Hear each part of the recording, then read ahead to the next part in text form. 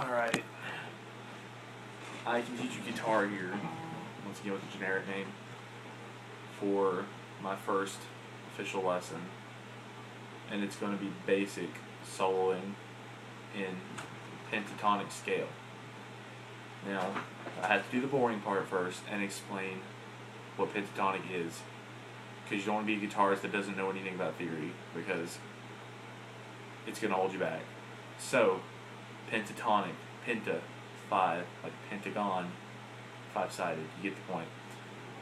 5 notes are in the scale. It's derived from the minor scale, which is,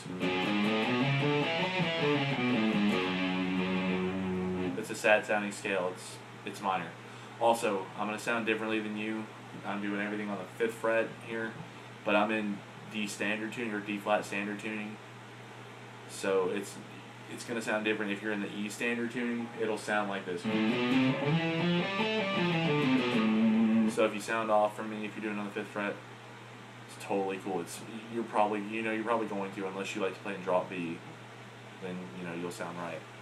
But anyway, the pentatonic scale on the 5th fret, which will be your A, my F sharp, is, and it goes down the whole neck, or vertically. You can also do it horizontally, but we'll go into that later. But the basic is,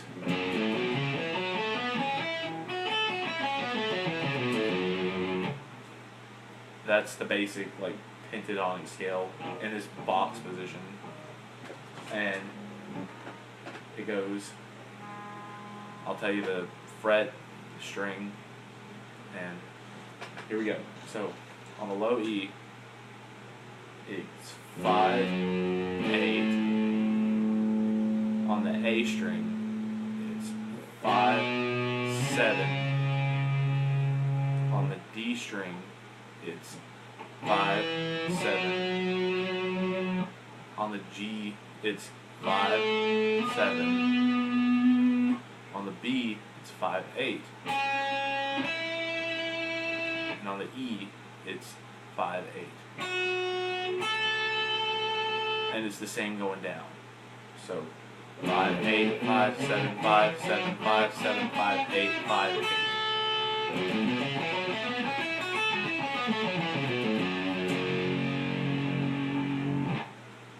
So, why is this useful? Because that's how you solo.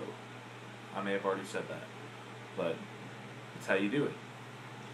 So, for example, if you're a guitarist who's never played a solo in your life, you've always wanted to know the secret on how to do it, how Slash and all these other guitarists, how they do it, that's the trick. Especially if you're a Zakk Wylde fan, because that's the only scale he uses. He shreds with it, yes, but that's like the only scale he uses is the pentatonic, pretty sure. So, an example to get you started. Oh, one thing. When you solo, pay attention to my right hand, what I'm doing here. This is a big no-no. Do not do this. There are so many guitarists that do this, and it holds them back so much. Watch my right hand.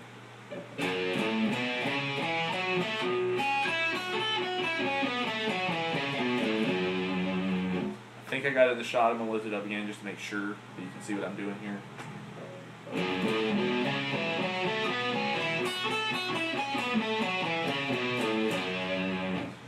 I'm only picking down. No, that's bad. Don't ever do that. I mean, obviously, if you're into metal, there's going to be some times when you only go. It's for power reasons, but this is for soloing. This is for pentatonic soloing. You don't want to do that. You want to alternate pick. Trust me, it'll be weird at first, but eventually you won't know how you ever lived without it. I mean, it holds so many guitars back when they don't alternate pick. And learn to do it like it's second nature. Like all the time, alternate pick. So I'll play a little lick where I'm only picking down, and then I'll do one where I'm alternate picking, and you'll hear the difference.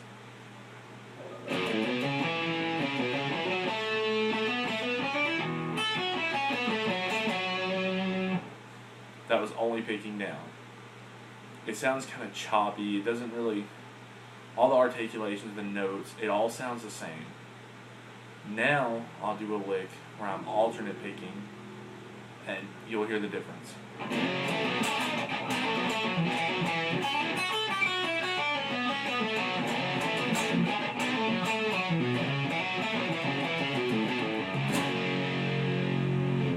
I missed a couple of notes, but that's not the point. The point is for accuracy. And you can hear you can phrase so much more like that. It's so much smoother. It's more put together. You can't do that when you down pick only. You just can't. It's physics. It's not good. So, alternate pick. A good way to practice this is just go down the scale.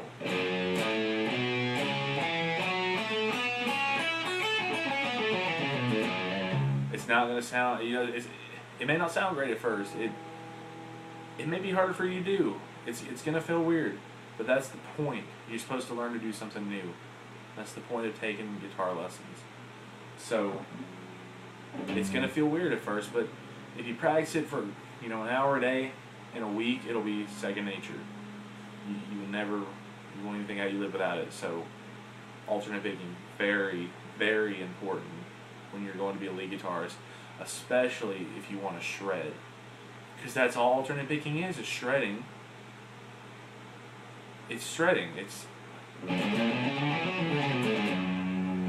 wasn't exactly shred speed, but you can't do that picking down. Here's the fastest I can play this scale picking down. This is a minor scale. Sounds like crap, muddy. Here's me alternate picking. It's not as fast as I can do it, but it needs to be cleanest. So you saw it's almost twice as fast. So alternate picking, make sure you do it. Very, very important. It's vital. So a good riff to try this on is you go to your 5th fret, and then you go to your 5th fret on your A. So it's 5th fret on the E, a perfect 5th or a power chord. Then you make a 5th on the 5 and the 7 of the A and the D. Then slide 2 frets up to the 7th fret, so it would be a power chord on the 7th and the 9th on the A. Go back to the 5, 7 on the A, and then go back to the 5, 7 on the E. So if you know this song is Louie Louie, it's a very punk riff, but you can have a friend or play to the recording of the song and play just do this if you've never done a solo before. You'll be amazed because you'll be like, oh my gosh, I'm playing a solo, I'm being a lead guitarist. It's that simple. It's no big secret. It's not this huge underground secret that only Slash and all these people know. It's a lot simpler than you think. So have a friend go.